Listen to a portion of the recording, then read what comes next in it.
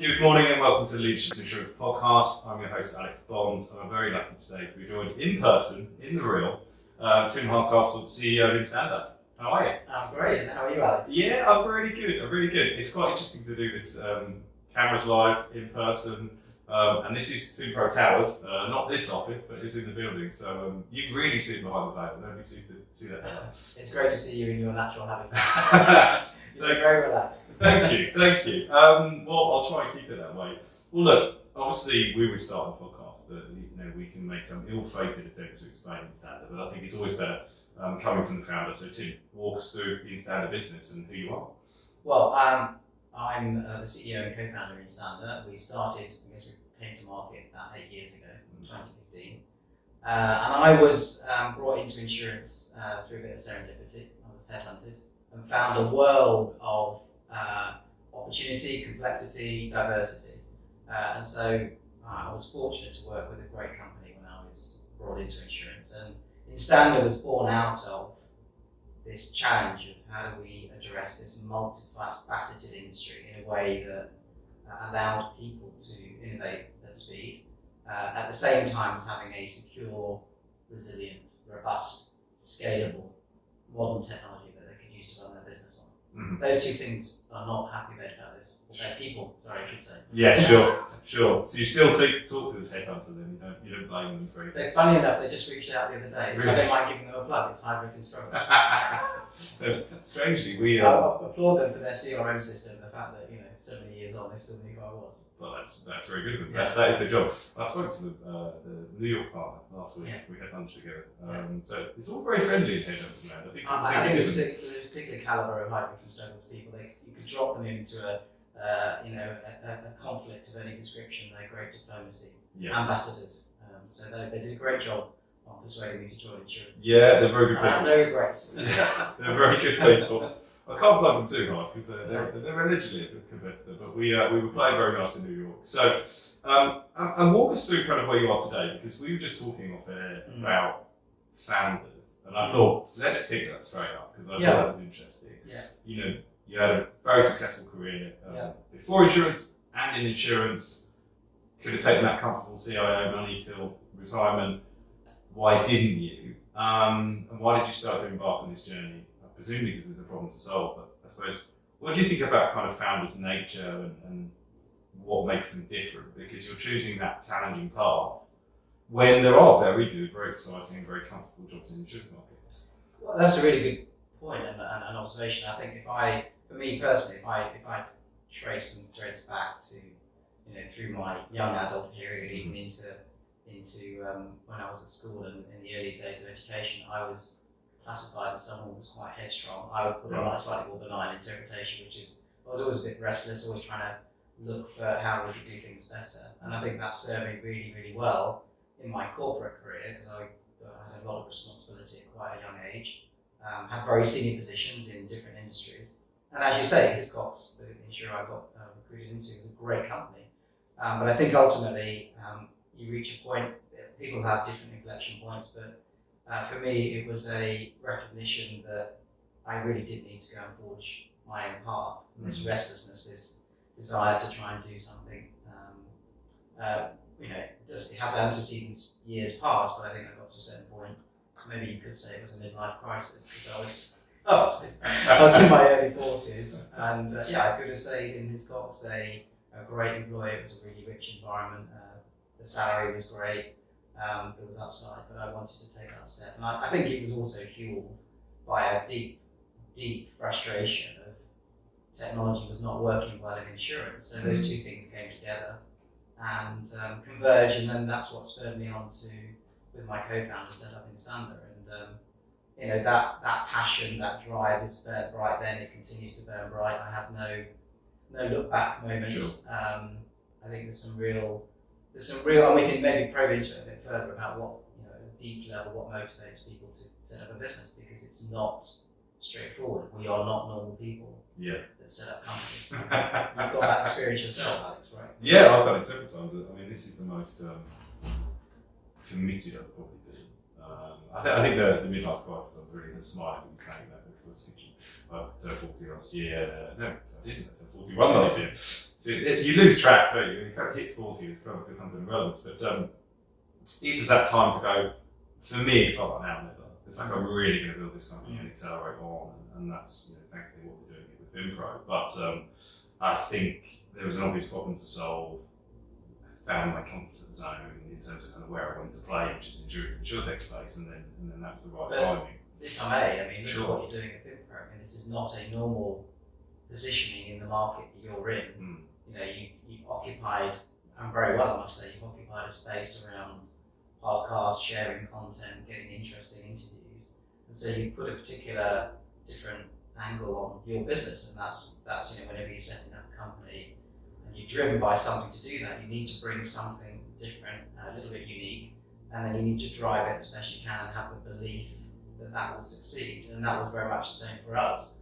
That belief that you will succeed is at times, and this is why I think the people that do start companies are not normal, because some of that belief is not going to be based on actual data. No. Because it doesn't exist necessarily. How will you know your company's going to be successful? In your case, people need to hire new people, that's clear, but it's very competitive. In our case, there's a lot of software companies in the market selling software successfully. So how do you know that you're going to be successful? You have to bring something different, you have to have a different angle on it, and then the belief that angle, that differentiation you bring, will resonate with your ultimate buying market, and that belief's the thing that fuels you for the many hours, the many days, the many weeks, the many months, in our case many years, to go from nothing to much more larger enterprises, which is where we are now. But you need to be fueled by an internal engine, if you like, and I believe that engine's got to be founded on this passion, this belief, as I talked about. Yeah, and I think the thing that I would reflect on is your tolerance for risk. And I think about that more probably than anything. I kind of, my view is actually I blindly assume it's going to work, but then I worry about risk all the time. When it's going brilliantly, it's the time, the team's celebrating, we've done a load of projects since completed, and I'm sitting in the corner of the room going, well, it's all going to go wrong now. But well, I think you make a really good point. Like, there's a juxtaposition between the optimism and confidence that you need to have, which I think is belief, that's part of belief, is knowing that, having a sense that you'll be successful.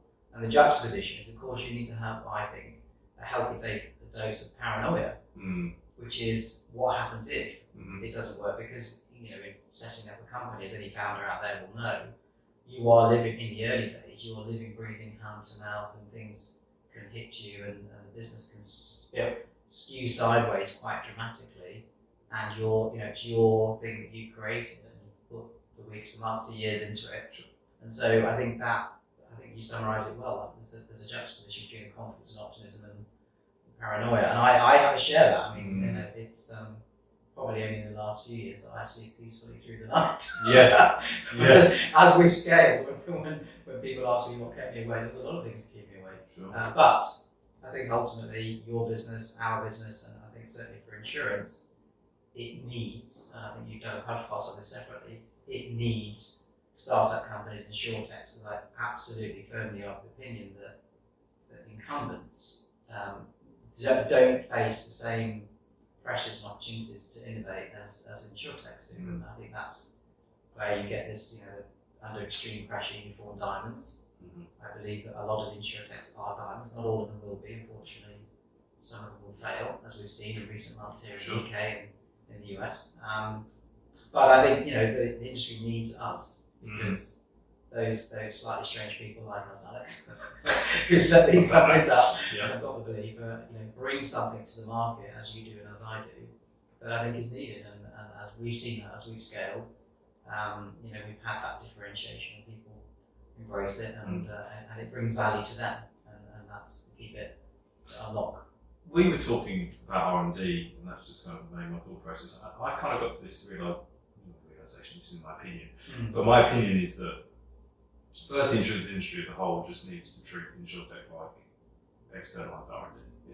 That's how I would treat it. Yeah. I think it's a sensible thing to do. Yeah. The scale of these organisations, carriers, or even large brokers, means that innovation is almost impossible at scale because you can't have 100% focus, you can't have 100% time. But I think more importantly, I make a sort of wider observation, and I won't get political with anything, that publicly traded companies are also almost impossible to innovate within unless it's at the core of their function. So if you're Google, that makes it a little bit easier. If you're a massive carrier in a regulated market, justifying some huge expense, which is a company-wide expense, to innovate around systems. Whether you should or not is a different question as well, because you should probably spend your time being a good insurer. But your shareholders are not voting for that. So this is why I think it's a unique positioning of privately owned companies, or certainly venture-backed companies, or even PE-backed companies, in that kind of ability to kind of move quickly and innovate. Is crucial and impossible in public market companies. I think that's a really good point. There are some fundamental structural differences, I think, between a large carrier, which is, again, antecedents from decades ago, where it may have been a very analog type company. It's built a brand, it's got millions of consumers as its market.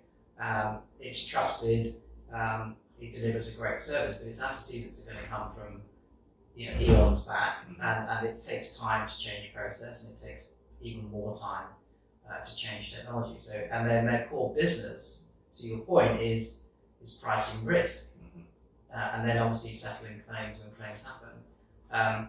And that core business does not lend itself to being highly innovative and highly driven to adopt some different practices when you come from many, many decades back. So I think fundamentally carriers' core business is essential. They do it really, really well, otherwise they wouldn't be business. But innovating in technology is very different. And then to add to that, when you're under the environment of a founder, with bootstrapping or being backed, I would say it's actually equally demanding. But you have no option but to be successful. And your core business, as you say, is the technology. Yeah. And having been a CIO in multiple industries as well as with Hiscox, I would argue all day long with any CIO from any carrier to argue that they will be able to build technology as well as a startup can. I think what they should be looking to do, what I was looking to do when I was a CIO, and I would say to them, is be an assembler. Yeah. Right? So be an orchestrator, leverage the technology that's around you in modern technology like ours and others, and be the orchestrator, be the assembler where you're combining those technology components to service the different market needs that you'll have, because depending on the business you're in, you could be going direct to the consumer, or you could be going direct, you could be going via broker for commercial lines, not admitted in the US. But be the orchestrator of the technology that's around. Don't try and be a builder. Now, there might be some little bits of build element in doing the assembly, but in principle, you're not a builder of technology, you're an assembler or orchestrator of it. And we say that whether it's to the MGAs that we work with, and we are their core system, we are their system of record, or we say it to the larger carriers who are trying, as you say, to innovate, and they're looking at different slices of their company and how can we take them off and make them more digital. I would say exactly the same thing. You've got to be thinking about that role when you're sitting on top of technology capabilities, because as you know, in your business, there's lots of components to make businesses successful, and technology is a key one, but it's one of many facets. And so assembling and orchestration applies in other areas as well. I mean, process and people and brand management, etc. I think that's the entrepreneur's journey as well, is that I think what it's done for me is it's given me a very simplistic view of what businesses are. In that if we take that example, I'm never going to be the best marketer, the best finance person, best operations person. In fact, it's very limited to kind of where my skills lie, and I think that's a good realization. Businesses should be the same in that you're a carrier, you're very good at that. Yeah. Do that. That's your USP, it's your underwriting kind of view. Now, when we move into the more kind of algorithmic trading, your algo. If you take the algorithm view, look at banking. Banking doesn't build technology. They might build different algorithms, but they use similar technology because they know that's where the kind of war is won. And I think for a long time, carriers are kind of trying to compete. And also, just from a talent perspective, because we're a talent business, if you look at who sits in an insurance business, most of the talent in those teams is actually about repairing, fixing, and meshing components together. It's not R&D, cutting-edge engineers, and that's not a discredit. It's just a different skill set. I knew we'd do this thing.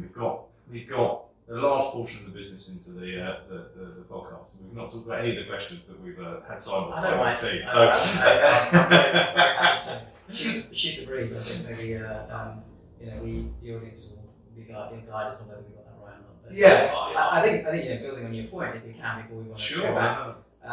I think the other really interesting thing, because I've been around and seen some of the big technology shifts over the last 10, 20 years, is the great news for the industry. So we can say stick to your knitting kind of thing, stick to your core competencies, as Gary Hamel would have said in his book, and don't try and build technology, be the orchestrator. But the great news is, of course, the technology is so much more accessible, prevalent, and it's far more democratized than it was 10 years ago.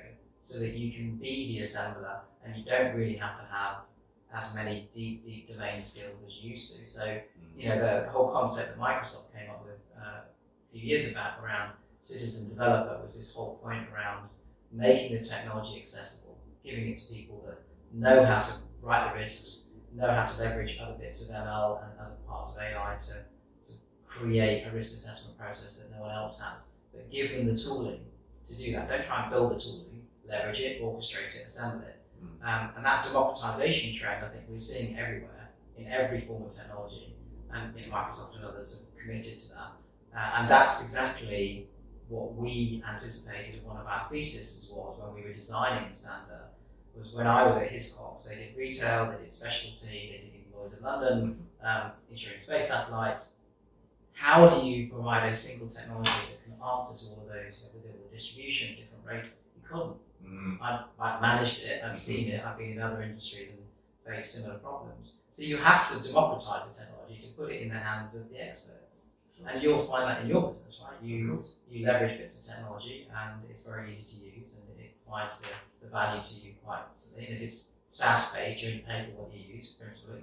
And if it's no good, you switch it off. Sure. Now, I know at scale, corporate systems, you can't switch them off. And that's another issue maybe we'll get time for.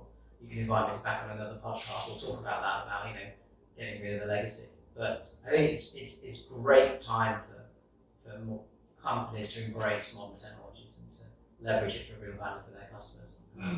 So I think it's the best time to be while we're doing what we're doing. I think so, and I'm going to rip this up and throw it away. We'll come back and do this one because I think you raise a really important point that we don't talk about enough. You're talking about you've got fundamental, in some ways, core platform technology that you're offering to the insurance market. You've got a unique domain experience that if you're selling to you or and your colleagues. So how does one turn off a legacy system, go on to a kind of modern system? Because surely that is the prevention of anyone doing that. It's not because made a really good point on this podcast, and I apologise to whoever it was, and said the people that know what's wrong and what's bad about insurance technology are the people working within it. It's not like you can't approach them like they're naively pretending it's the best tech. So how does one make that shift? And realistically. Well, I think that's a really good question to ask, and I've got a few opinions, and I'd be really interested in the opinions of your audience. But let me share a couple of perspectives to back up my opinions on this. So having been in industry for 20 years before I co-founded Instanda, it gave me a real deep insight into the mechanics of how companies work. And I work for medium-sized and very large-scale, FTSE 100 companies here in the UK with global footprints. And I was fortunate enough, including in Hiscox, to be at a very senior level, in some cases at board level. And so I got to see what at the time I thought were executives who were being a little bit more cautious and risk averse than say I was as a 30, 40 something. And I think one has to recognise there is a deep rooted natural psychology of how boards make decisions. And I've seen it in multiple industries. And it's part of the board's remit. Their job is to represent and be the stewards for the investors, the owners of the company.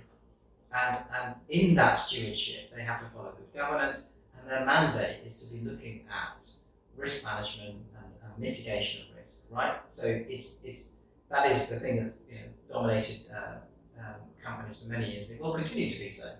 But when they're looking at, and let's say take technology as one of the slivers of success for any company, when they're looking at technology and technology strategy and where they should go next, their natural predisposition will be to say, well, let's try something familiar.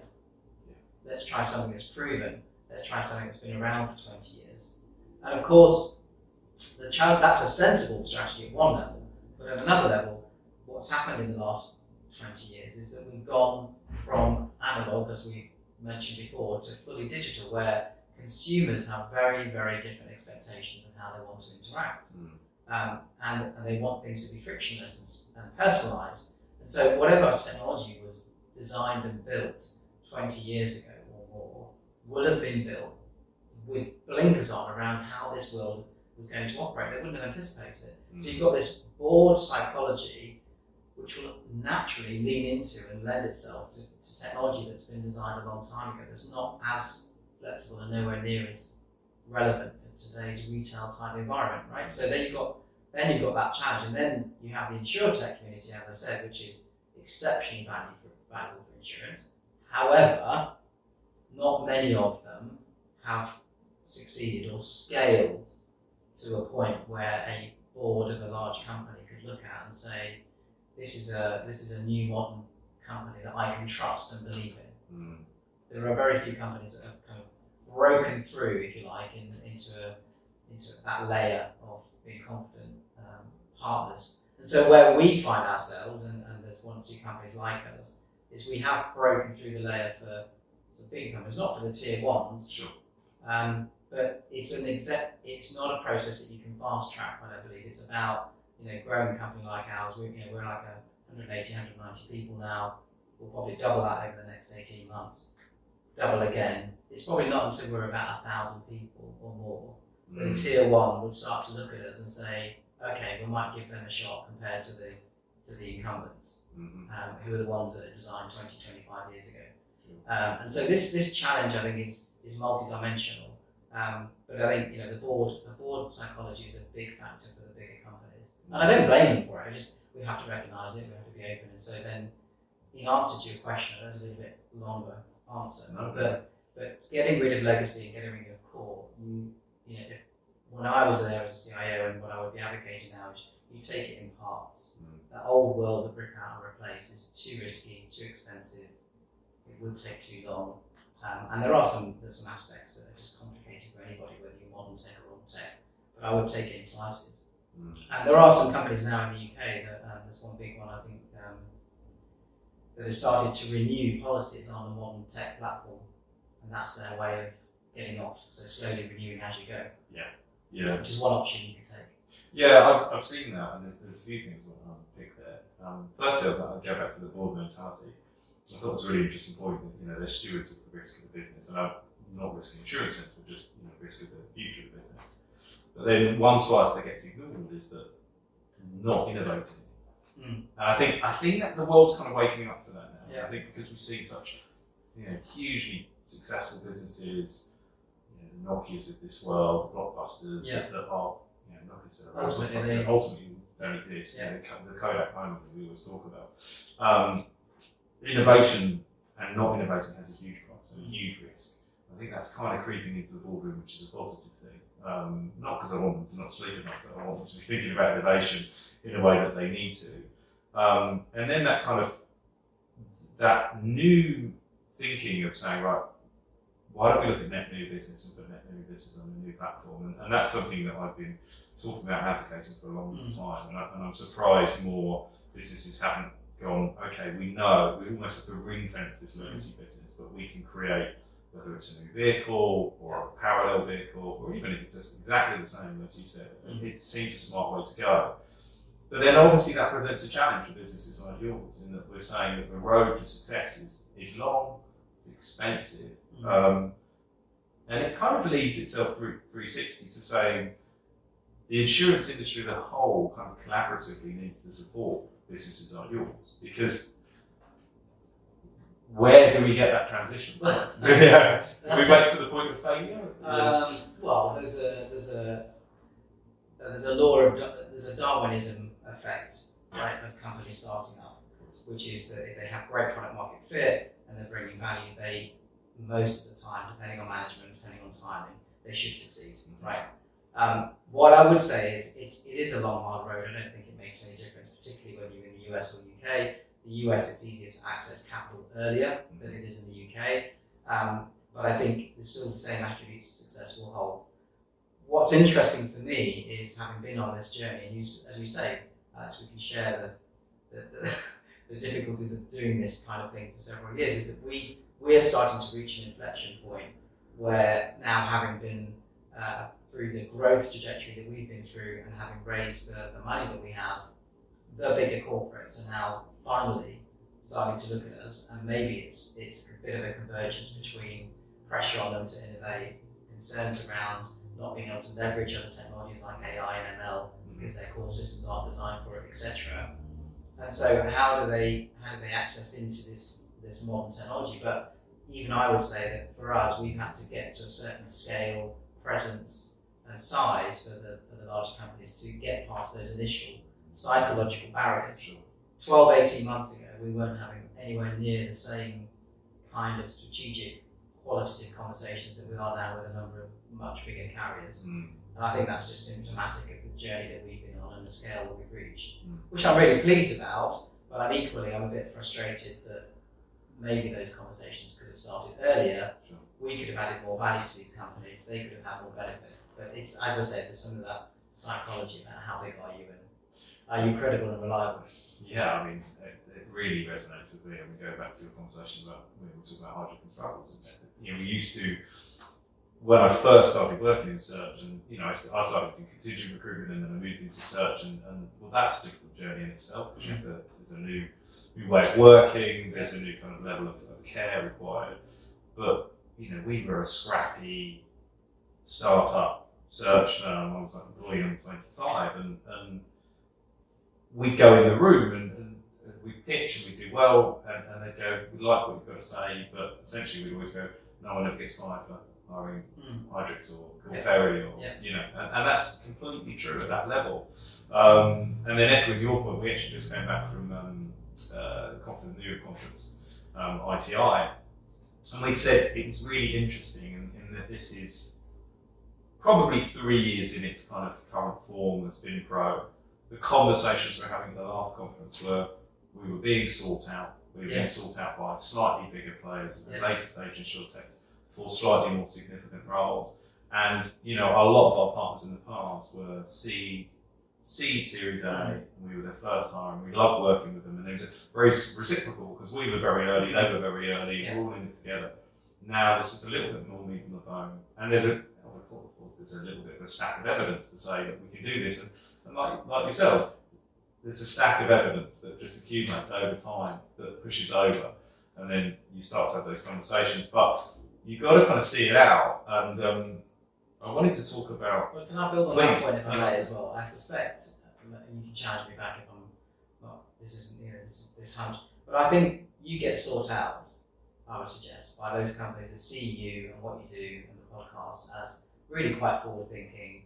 You're really immersed in the industry, you've got an opinion, you're bringing in people to talk to them about their opinions, and they will value that form of what I would call indirect expertise. It's not direct for how I can hire a candidate, but it's a differentiator, as I said earlier, around you and some of the other search firms.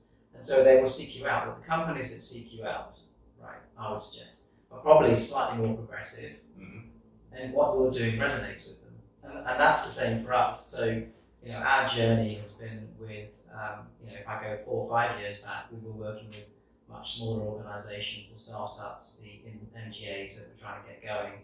And we would be very empathetic because we'd understand what we're trying to achieve, because a number of us are former insurance executives. But also we could empathise with the fact we were building a business like they were. Sure. And so there's a very, happy conversation that you can have.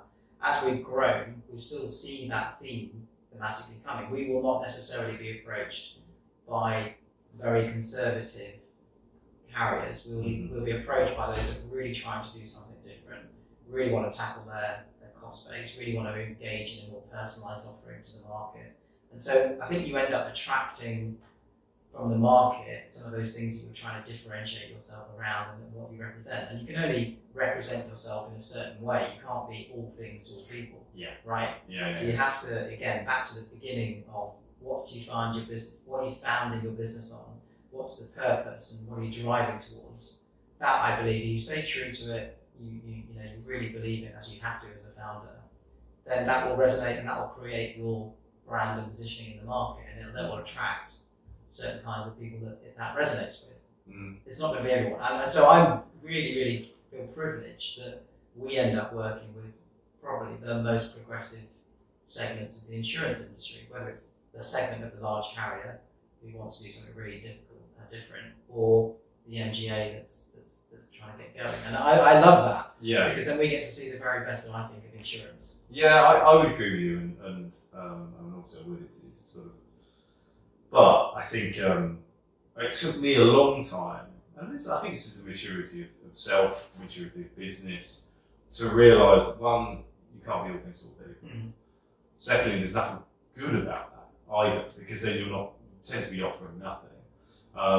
But I felt very welcome in the world of insurtech in a way that I never quite did in insurance. Insurance is a very welcoming place. I have lots of friends in insurance. I've worked in insurance for 17 years now. Mm-hmm. But that kind of innovator, I think I started to look around the room, and I think it's this entrepreneurial thing where all these people think a little bit closer to how I think. Yes. And that's bad, because I have to be careful that I go, oh, this is a group thing, this is great. But we found our home with these people, and I think we shared values about kind of what was important and just trying to do things different. There's a value in trying to do things. When I started a podcast, I didn't think I'd be sitting on 160 episodes in, sitting on a sofa, or I was in my room during lockdown and barely having lighting. Yeah, but you were prepared to take the step and to try it. 100%, and I think there's... And back it, and you look how successful you did. Yeah, and I think it's just a good analogy for I want to tell you a story actually about bringing your whole self to work, because it kind of plays into that. I used to sort of pretend to play golf. I do play golf, I just play it very badly. Well, don't we all? No, exactly. I think most people do. But I never forget, I was pitching for a search from a very established, very traditional reinsurance business. It was going very well. Given the nod, we'd done some work with them before, we thought we'd win it. This is one of my previous guys. Then we sort of broke out from the kind of work conversation into kind of pastimes, and I've said many times, I trained as an actor, and I like to do kind of theatre, and I want a part in a play. We're talking about golf, we're talking about how much this kind of reinsurance guy went and played golf all the time. And then as soon as I said I was in a play, I got very serious and was like, are you going to have any time to commit to this assignment? I thought, you wouldn't ask me that if I was saying I'm a semi-professional golfer, but as soon as it was this kind of slightly out of the ordinary hobby, which is not that unusual a hobby, but it was like, oh, I didn't have enough time for it. So it was really interesting, because there's this clash of cultures there. And that always resonates with me about, one, you've got to find your tribe, but certainly also, it can be very guilty in insurance of going, everyone's a bit identical, if you're not careful. Everyone goes to the sevens, everyone plays golf, everyone goes to certain trips and others. Well, that's what I mean at the beginning. About being a founder is you will be thinking differently, because otherwise you're not bringing anything to market that's going to be of interest, because it's same.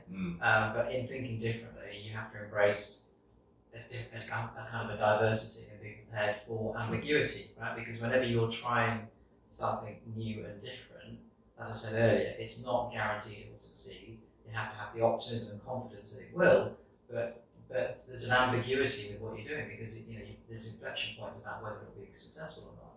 And I think, again, psychology of very successful companies in insurance so far, risk management, being conservative, is that ambiguity is not something that they would be embracing. But we're in a world now, and we don't need to look very far, do we?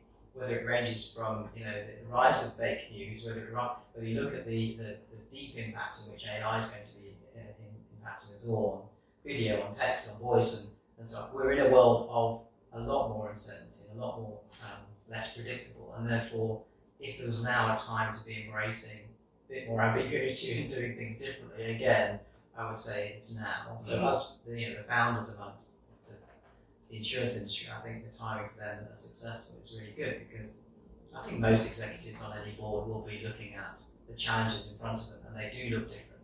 Sure. They do look different to how they looked 5 or 10 years ago. Mm. Now, if they come to the party and want to work with innovative companies like yourselves, like us, that's great. If they don't, then again, my thesis on that is they will not be a winner in the medium term. They just won't. No, I completely agree. I wanted to move on to the question. You had a pretty significant raise about a year ago. Was it your Series B? I think was that. No, it was called a Series B. It was just a raise. Just a raise. It was a raise to the point where we don't need to raise again. Fine. I mean, I was actually having a conversation. That's quite fundamental, because I think, looking at the again, part of the structural model around how insurtechs grow, then many of them have been living on going from one fundraise to the next within 18 months, 24 months. And I think, unfortunately, a lot of them have hit the buffers as capital markets have retreated, and they focused on the more fundamentals of business around profitability and cash flow. Whereas we set ourselves up with those fundamentals in mind. So our raise was done with Tosca, who I'm absolutely delighted about as a partner, and those fundamentals of profitability and cash were built in. So it was a raise. So old-fashioned. I know. It was a raise that we did, and we didn't have to do another. We don't have to do another raise again. That is important to draw that distinction. Yeah, it is. Funny enough, I think the rounds are quite interesting, because just talking to a founder just before you turned up, and I was going, is it a seed? He was like, I don't know, Alex, it's just the amount of money I need to sort of make the business get to where I need to the next stage, right? Yes. But do you think it's around things predominantly in American preoccupation, because it tends to be how businesses are growing, because it's a slightly different funding environment, certainly much earlier stage funding environment. And then double part question, everyone I speak to that has that viewpoint and said, well, I always thought about these fundamentals before, is either a serial entrepreneur or bootstrap their own company. I think everyone should bootstrap, even if it's for.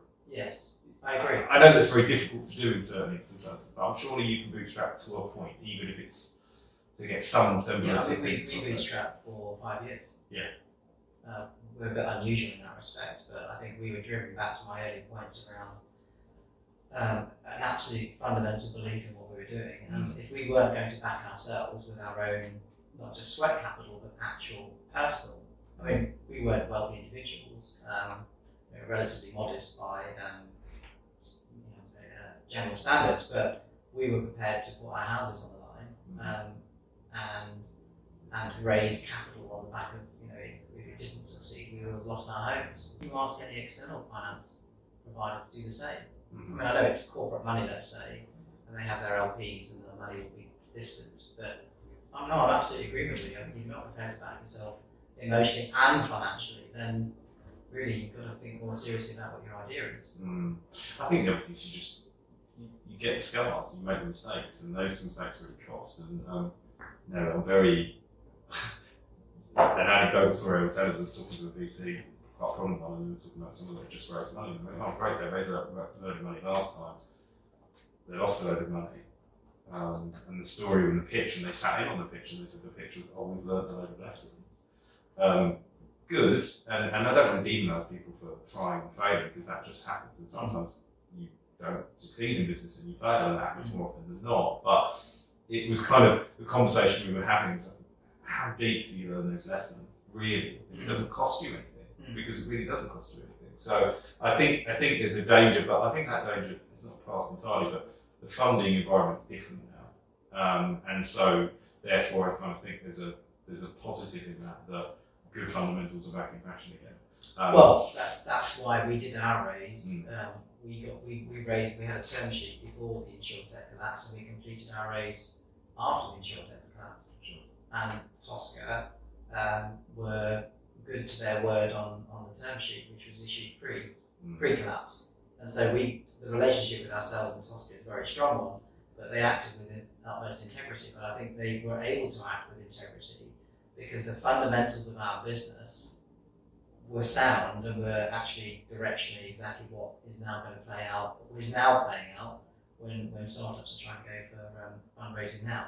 I think what happened, unfortunately, for a number of founders, they got carried away on the wave of you can have a multiple of ARR, 15, 20, 25 times or beyond, and just keep raising money for an 18, 24 month window, and it'll all come good at some point in the future. Sure. In Never Land. Yeah.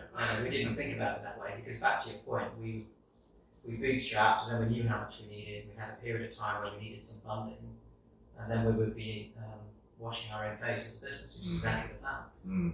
And so I think those fundamentals they should never have gone away, but I think the industry, both the VC industry and the insurtech side, lost sight of it, and they shouldn't have done. Sure. I'm going to finish on one question because otherwise we're going to dramatically.